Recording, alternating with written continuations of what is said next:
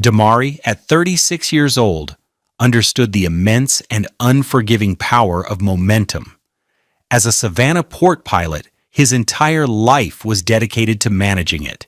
He'd step from a small, bobbing launch onto the rope ladder of a 100,000-ton container ship, climb the equivalent of 7 stories in the humid Georgia air, and take command of a vessel worth $500 million. His job, earning him a steady but modest $74,000 a year, was to guide that unstoppable force through the narrow, treacherous channels of the Savannah River, inch by painstaking inch, to its birth. He knew that a 1-degree mistake miles out could become a catastrophic collision at the dock. Everything was about foresight, patience, and a deep respect for the things you could not see beneath the surface. Tonight, however, he was navigating a different kind of channel, one far more shallow and unpredictable. The 5th anniversary gala for his wife's art gallery. He stood near the edge of the polished dance floor in the Telfair Academy's rotunda, a grand, domed space that made him feel small and exposed. His rented tuxedo, a $450 expense that had made his stomach clench, felt stiff and foreign against his skin. He wore his faithful $95 Timex, its practical, glowing face a stark contrast to the glittering, diamond-encrusted watches on the wrists of the patrons. Yasmin was charming. Yasmin was in her element.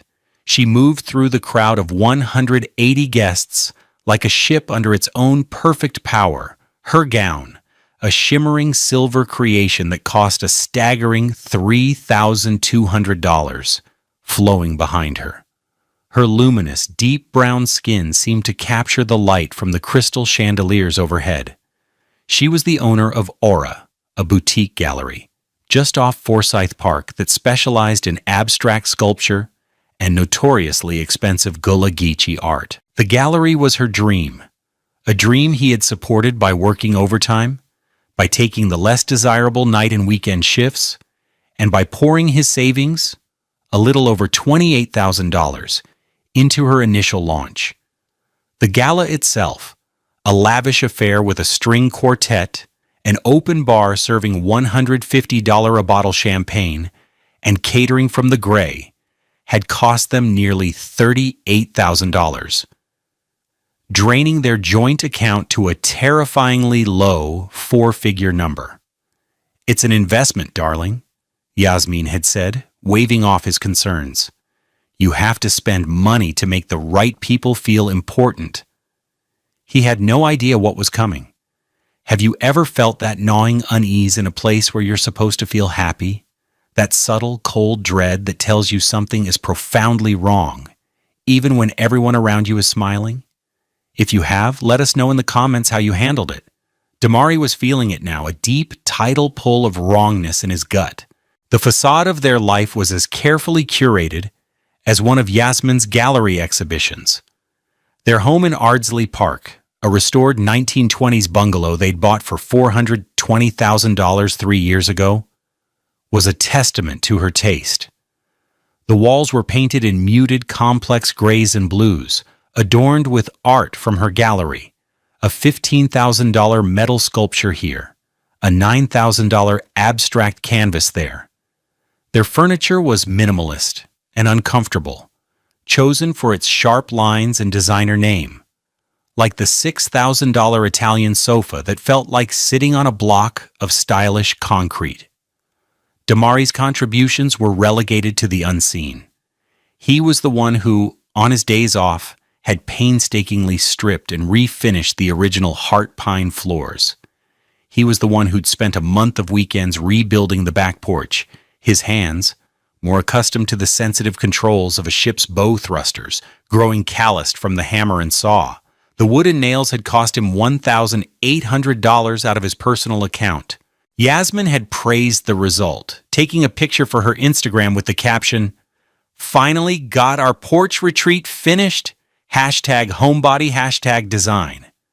She hadn't tagged him. Their domestic life had become a series of quiet humiliations, each one a small, sharp cut. One Saturday morning, Damari had been in the kitchen, making coffee with their old, reliable $80 Mr. Coffee machine. He loved the gurgling sound it made, the simple, honest smell of brewing coffee. Yasmin walked in, dressed in a $400 silk robe, her expression one of faint disgust. "Damari, we've talked about this. That thing is an eyesore. My friends come over. It's embarrassing." 2 days later, a sleek chrome La Marzocco espresso machine, costing $7,200, arrived. Damari never learned how to use it. He started stopping for a $2 cup of coffee at the Parker's gas station on his way to the port at 5 a.m. His job was another point of friction. She never called it a port pilot. To her friends, he was in shipping or worked at the port, vague terms that stripped his profession of its skill, danger, and vital importance to the global economy. He had once tried to explain the thrill of it, the profound responsibility. "Yes, you should see it from the bridge. A ship the size of a skyscraper, and it's all in your hands. You feel the wind, the current. You're guiding this whole floating city home." She had been scrolling through her phone, barely looking up. "That's nice, baby. Did you remember to call the landscapers? The azaleas look dreadful." The landscaping service cost them $500 a month. The escalating betrayal wasn't just in her dismissiveness, it was in her cruelty. A few months before the gala, they were at a dinner party at the home of one of her wealthiest patrons. The host, a real estate developer named Marcus Thorne, had asked Damari about his work. As Damari explained the intricate process of navigating a Panamax vessel, he saw Yasmin across the table, catching the eye of her friend, Kalia. Yasmin rolled her eyes in a tiny, almost imperceptible motion, and mouthed the word, "boring." The word hit Damari like a rogue wave, knocking the air from his lungs. He faltered, his sentence trailing off. Marcus, oblivious, kept asking questions, but Damari's enthusiasm was gone, washed away by the cold tide of his wife's contempt. Kalia, a photographer with a warm smile and a mane of beautiful, natural coils, had looked away, a flicker of discomfort on her face. She and Damari had always had a quiet, respectful friendship. She seemed to be the only one in Yasmin's circle who saw him as a person rather than an accessory. What he didn't know was that Kalia was about to be put in an impossible position, one that would change everything. The week of the gala was the worst. Yasmin was a storm of nervous energy and sharp commands. Every detail had to be perfect. The flower arrangements, costing $2,500, were the wrong shade of white. The font on the $800 place cards was gauche. She spoke to Damari not as a husband, but as an incompetent assistant. "Did you confirm the valet service? Don't just stand there, Damari, call them. I can't do everything." He had confirmed it that morning. On the Wednesday before the event, he came home from a grueling 14-hour shift, his body aching with fatigue. The smell of salt and diesel clung to him. He found Yasmin in their walk-in closet surrounded by shoeboxes. "I have nothing to wear," she announced, her voice tight with panic.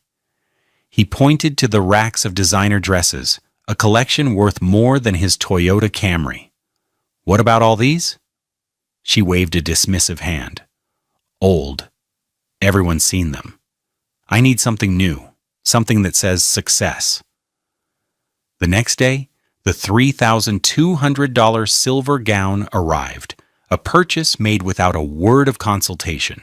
He felt like a ghost in his own life, a silent partner in a business he no longer understood. The love and laughter that had filled their small apartment on Victory Drive when they were first married had been methodically replaced by the cold, hard gloss of ambition. Her ambition. He was just the tide that lifted her boat, and he was beginning to realize the tide was going out, leaving him stranded on the shore. He stood in the Grand Rotunda watching her laugh with a city councilman and felt an ache so profound it was almost physical. He had no idea how wrong he was. The ache was about to become an amputation. The discovery, when it came, was not his own. It belonged to Kalia. 2 days before the gala, on a Thursday afternoon, Kalia met Yasmin for lunch at the Collins Quarter. The restaurant was buzzing, sunlight streaming through the large windows. Yasmin, looking impeccable in a $900 linen suit, barely touched her $28 avocado toast. "I need a favor," Yasmin began, her voice low and conspiratorial. "A huge one." Kalia sipped her water. "What's up, Yas?" "It's about Damari." Yasmin sighed dramatically, a perfectly rehearsed expression of marital fatigue on her face. I don't know if he's really in this anymore. If he's truly committed. You know, I'm building an empire and he's content. It's a problem." Kalia frowned. "Damari seems like the most committed guy I know. He worships you." "That's the problem. It's too easy," Yasmin insisted, leaning forward. "I need to know for sure. I need a test, a loyalty test." A cold knot formed in Kalia's stomach. "What kind of test?" "At the gala," Yasmin said, her eyes gleaming. "I want you to flirt with him. And I don't mean just a little. I mean really lay it on thick. Touch his arm, compliment him, tell him he looks trapped, and you could be his escape. See if he bites." Kalia stared at her, speechless. The clatter of silverware and the hum of conversation around them faded into a dull roar. "You can't be serious, Yasmin. That's insane. And cruel. To him and to me?" "Oh, don't be so dramatic," Yasmin scoffed. "It's just a game. If he shuts you down, great. My mind is at ease. But if he doesn't, if he even hesitates, then I have my reason. I have my out." "An out?" Kalia whispered, horrified. "You're not testing his loyalty. You're building a case against him. You're manufacturing an excuse to leave." Yasmin's face hardened. "He's holding me back, Kalia. His whole world is so small. That port, that little boat he putters around in, that cheap watch. I'm meant for more than this, more than him. I just need a clean break, a reason that makes me the victim." Kalia felt sick. She looked at her friend, this woman she had known for years, and saw a stranger, a cold, calculating stranger who saw her husband not as a partner, but as a problem to be elegantly disposed of. "No," Kalia said, her voice firm. "I won't do it. I will not be a part of this. It's wrong, Yasmin. Damari is a good man." Yasmin's eyes narrowed into slits. "Fine. Be a coward. But you're a fool if you think your morality is going to stop me. I'll find someone else. But don't forget who helped get your photography in front of the thorns. Your loyalty should be to me." She stood up, tossing a $100 bill on the table. "My treat." She walked out without a backward glance. Kalia sat there for a long time, her heart pounding with a mixture of anger and disgust. She knew she couldn't just let this happen. She couldn't let Damari walk into that ambush. But how could she warn him without blowing up her own life, her career, which Yasmin had in fact helped? Later that evening, her phone buzzed. It was a voicemail from Yasmin. Kalia hesitated, then pressed play. Yasmin's voice, smooth and confident, filled her ear. It was a message clearly intended for another friend, probably sent to Kalia by mistake. "Hey girl, it's me. So Kalia flaked, total moral high ground garbage, whatever. You're up. Remember what we talked about. At the gala, I need you to go after Damari. Flirt hard. If he bites, I have my reason. I'm talking full court press. Tell him his wife doesn't appreciate him, but you would. Make it good. I'll make it worth your while. This is my ticket out. And I want it to be his fault. Call me back." Kalia's blood ran cold. She saved the voicemail. She listened to it again, the casual cruelty of the words, his fault, echoing in her head. This was irrefutable. This was Yasmin's entire strategy, her character, distilled into a 32-second recording. She had made a critical mistake. She had given Kalia the weapon, and Kalia knew with absolute certainty that she had to use it. Not for revenge, for justice, for Damari, for... Kalia's plan was simple, audacious, and required a cool head. She knew the DJ for the gala, a guy named Marcus, who went by DJ Ice. She'd worked with him at a few weddings and gallery openings. She also knew that, like most event DJs, he often took music requests or special announcements on a USB thumb drive. On Friday afternoon, she transferred the audio file of Yasmin's voicemail from her phone to a small, nondescript SanDisk USB drive she bought for $8 at a CVS. She renamed the file anniversary_message_special.mp3. She felt a tremor in her hands as she did it, the weight of her decision settling in. This was a point of no return. She was choosing a man's dignity over a toxic friendship. That evening, she drove to the Telfair Academy, where the event staff was setting up. She found DJ Ice by his booth, a massive console of blinking lights and tangled wires. "Kalia, what's good?" he said, pulling her into a quick hug. "Hey, Marcus, you're looking busy." "Always, girl. This is a high-pressure gig.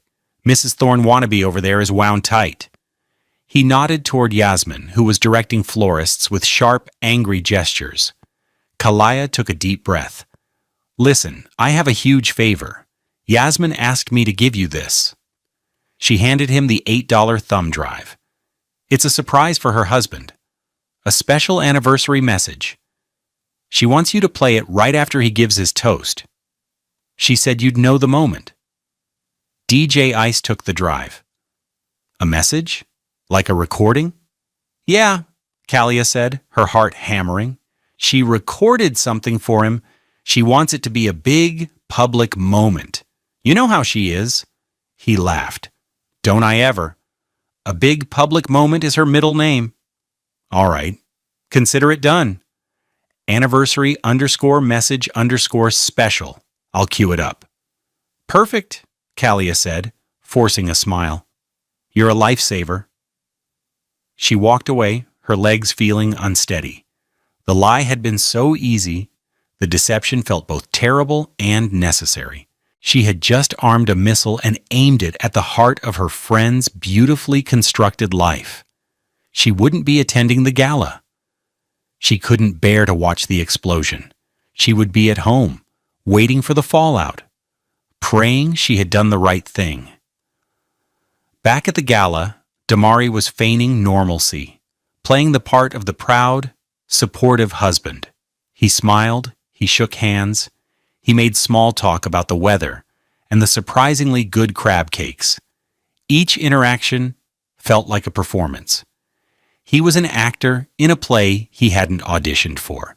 The entire evening was a master class in playing dumb, in pretending that the chasm between him and his wife wasn't miles wide and getting wider with every passing minute.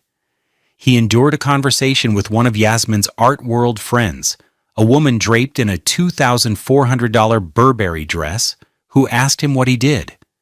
When he said he was a port pilot, she blinked at him blankly. "Oh, so you drive a boat?" "Something like that," Damari said, his voice flat. "A very, very big boat." He could feel Yasmin's radiating disapproval from across the room. He lied when he told the Thorns what a brilliant job Yasmin had done with the event. "She's amazing," he said, the words tasting like ash. "Her vision is just unparalleled." Mrs. Thorne patted his arm condescendingly. "She's a star. You're a lucky man to be along for the ride." He lied again when Yasmin's parents, a lovely couple who had always been kind to him and who had given Yasmin the $100,000 that served as the gallery's seed money, asked if they were happy. "Of course," Damari said, forcing a smile that felt like it was cracking his face. Never been better. Her father, a retired architect, clapped him on the shoulder. Good. She's a special girl. Always knew she'd do great things. Damari nodded, the lie a heavy stone in his stomach. They had no idea what was coming. The biggest lie of the night was yet to come. It was the toast. At 9:10 p.m., Yasmin glided over to him, her hand cool on his back. It's time, darling.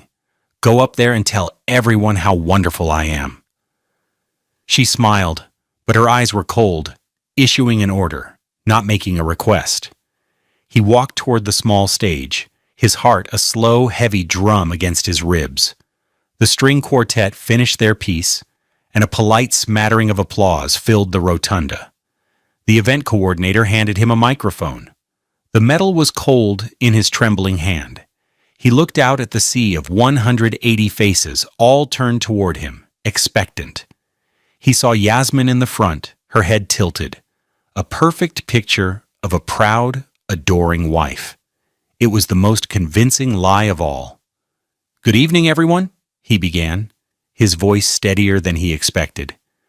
Thank you all for being here to celebrate 5 years of Aura and 5 years of my marriage to the incredible woman who built it. He paused, taking a breath. He was supposed to continue to read the saccharine, pre-approved speech Yasmin had written for him, full of words like visionary and inspiration, but the words wouldn't come. He just stood there, in the silence, under the bright lights, the truth of his life a suffocating weight. He had no idea that in less than an hour, that silence would be the kindest thing he'd ever hear again. What do you think is the worst kind of betrayal? The one you see coming? Or the one that blindsides you in front of everyone you know? Share your thoughts below. The story of what happened next might change your mind. The strike came at 9:14 p.m. Damari was still on stage, holding the microphone, the silence stretching into an awkward eternity. He opened his mouth to speak again to just get through it, when a sharp crackle echoed from the large speakers flanking the stage. The soft background music abruptly cut out. DJ Ice's voice boomed through the rotunda. Whoops, sorry folks, little technical glitch, but we do have a very special anniversary message for Damari from his loving wife, Yasmin. A ripple of sentimental awes went through the crowd. Damari looked over at the DJ booth, confused. He then looked at Yasmin. For the first time all night, her composure was gone. A flicker of pure, unadulterated panic crossed her face. She knew she hadn't prepared a message. She started to move toward the stage, her hand half raised, but it was too late. A faint hiss, the sound of a phone recording, filled the air. And then, Yasmin's voice. Not her public, charming voice, but her private, cruel one, slashed through the silence of the grand room. Hey girl, it's me. So Kalia flaked.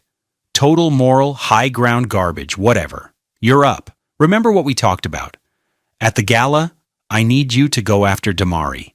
Flirt hard. If he bites, I have my reason. A collective, sharp intake of breath swept the room. It was a sound Damari would never forget.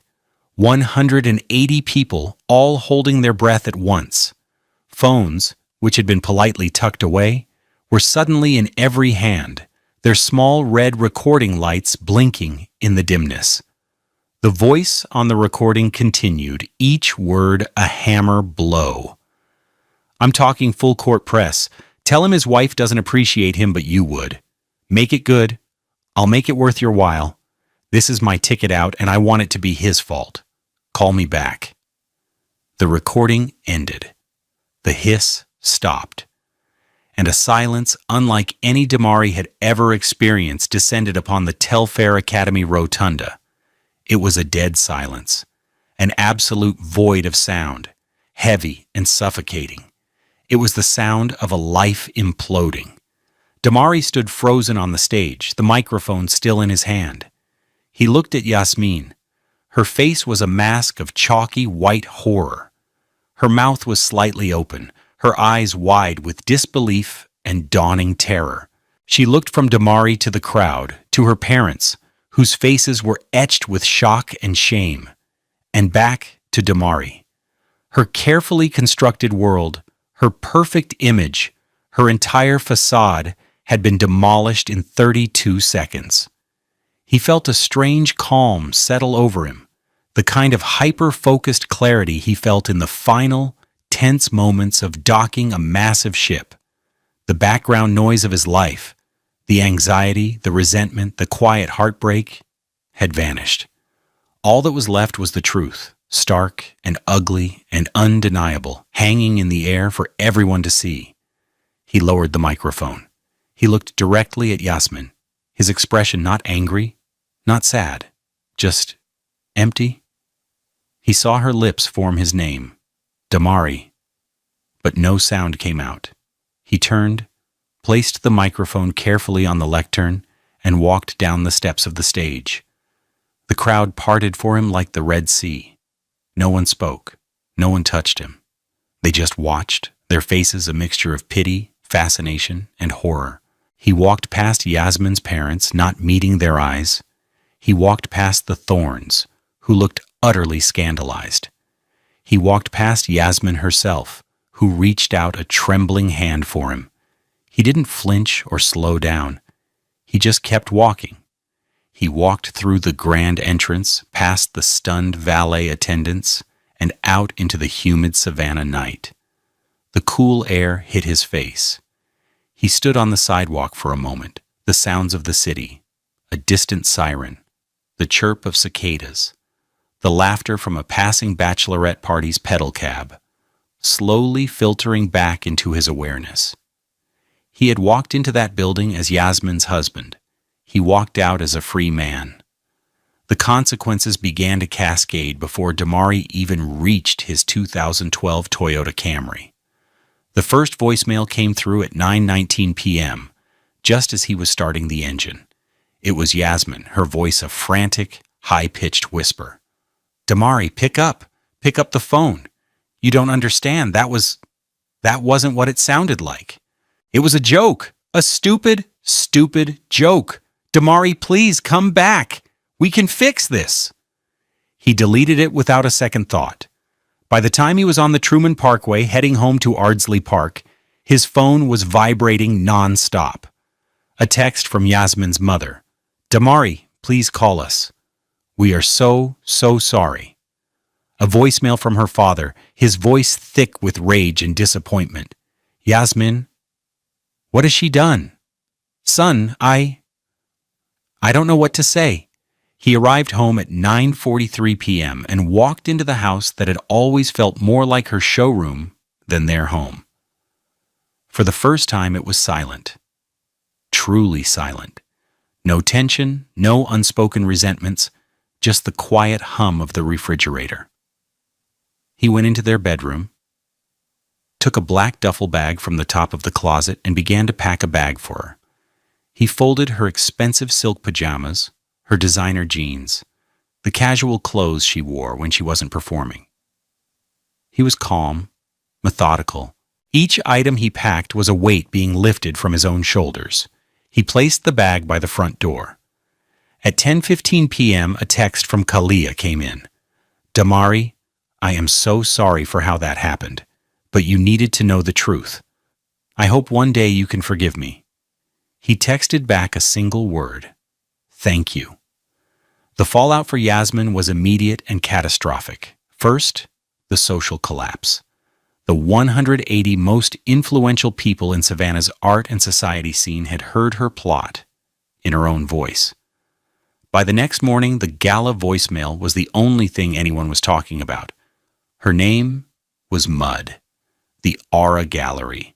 Once a symbol of chic success, was now the emblem of a scandalous, cruel deception. Second, the familial collapse.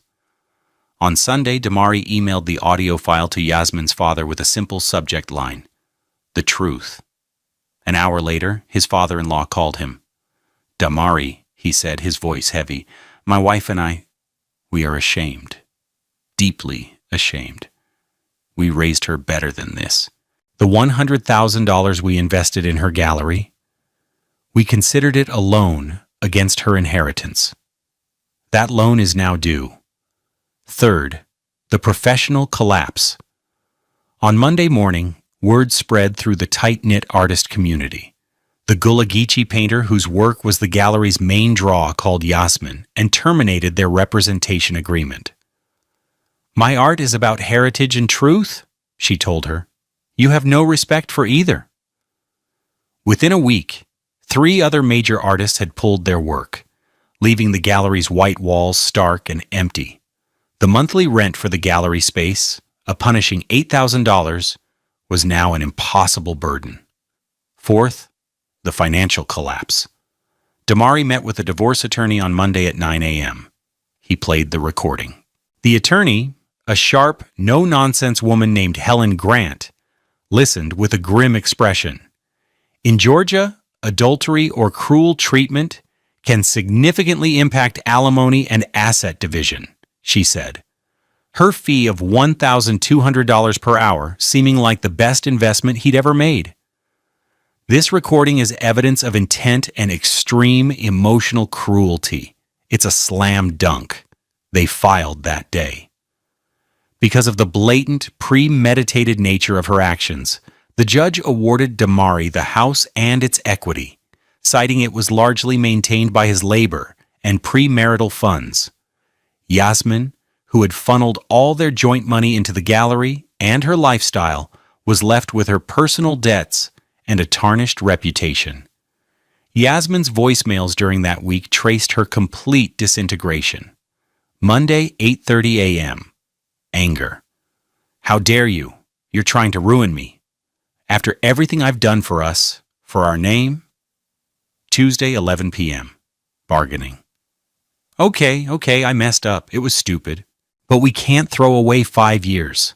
I'll close the gallery. We can move. Start over. Just talk to me. Thursday, 3 a.m. Pleading. "Damari, please, I'm sorry. I'm so sorry. I love you. I was just scared. Scared of not being good enough. Please don't do this." Saturday, 4:52 p.m. Defeated. A 10-second message of nothing but her, sobbing, before the line went dead. He never responded. He was too busy guiding ships, focusing on the deep, steady currents, and letting the tide of his old life go out for good. 6 months later, the sunlight was warm on Damari's face. It was a bright Saturday morning, and he was at the helm of a different kind of boat. Not a pilot launch, but a small, 40-foot tour boat named the Waving Girl. After the divorce, he had taken a small personal loan of $15,000 and bought the boat from a retiring tour operator. On weekends, he now ferried tourists around the harbor, a side business he called Savannah River Stories. "And if you look to your right," he said, his voice amplified by a small speaker, "you'll see the old cotton warehouses of River Street. Every one of those bricks tells a story of trade, of struggle, and of the people who built this city with their bare hands." He was good at it. His deep, calm voice was soothing, and his knowledge of the port, of the river's history, was authentic. He didn't tell flashy, made-up stories. He told the truth.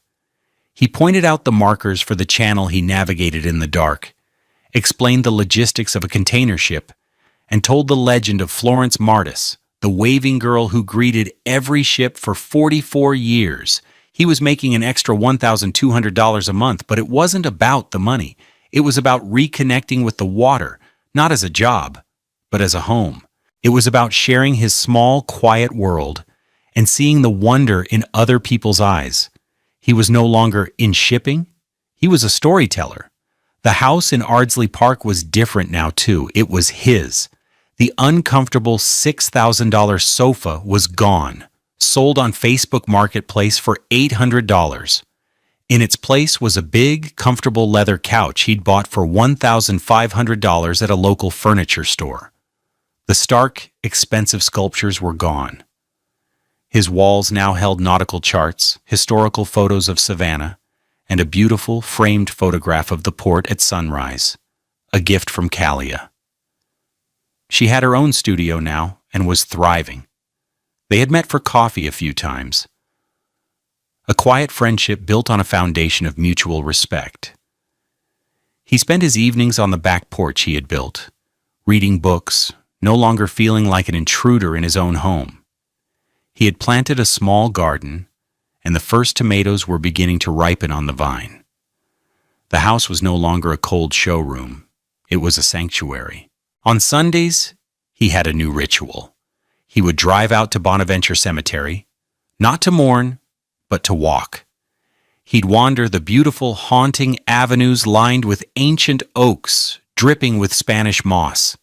He'd read the inscriptions on the headstones, some dating back to the 1800s. He felt a profound sense of peace there, a connection to time and history. He realized that lives, like ships, leave a wake behind them. Some are turbulent and destructive. Others are straight and true. He thought about Yasmin sometimes. He had heard she'd lost the gallery and moved back in with her parents in Atlanta. He didn't feel anger or hatred, just a quiet, distant sadness for the woman she could have been if she hadn't been so obsessed with appearances. He had forgiven her, not for her sake, but for his. Forgiveness was the final act of letting go, the last tie to the anchor that had been holding him down. True wealth, he now understood, isn't about the price tag on your clothes or the art on your walls. It has nothing to do with lavish parties or the approval of important people. True wealth is in the foundation. It's the integrity of your character, the strength of your word, the quiet dignity of your work. It's knowing who you are when no one is watching.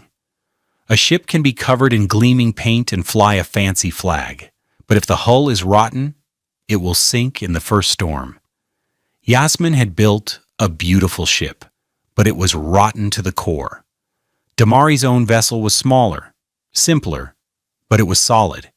It was sound, and it was ready for whatever came next, sailing peacefully under a wide open sky. What does a truly rich life look like to you? Is it about money and status, or something deeper? Share your definition of wealth in the comments below, and let's keep this conversation going. Thank you for being part of our community.